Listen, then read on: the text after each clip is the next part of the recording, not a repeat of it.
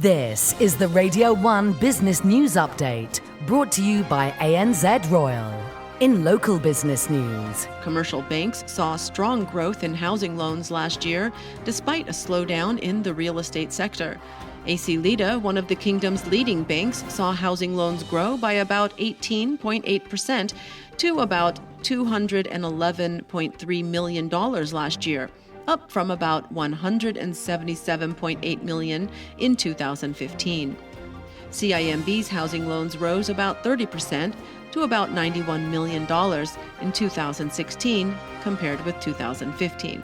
Cambodians spent over $100 million on imported meat last year, further widening the gap of domestic supply as local producers failed to capture the lucrative protein market. Cambodia's heavy dependence on foreign imports to supply the 280,000 tons of meat consumed in the kingdom last year was a missed potential for domestic production.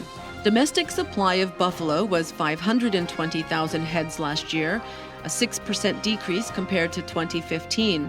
Meanwhile, the kingdom recorded a total of 2.9 million heads of cattle, a 3% decrease, while pig farming increased by 2.9% to 2.4 million hogs.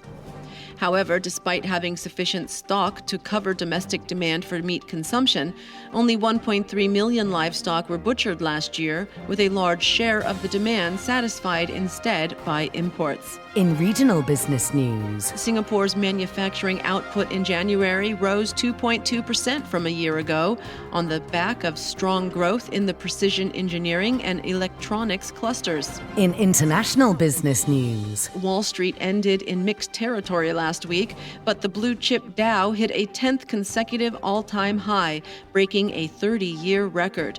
The Dow Jones Industrial Average rose 34.72 points, or 0.17%, to end at 20,810.32.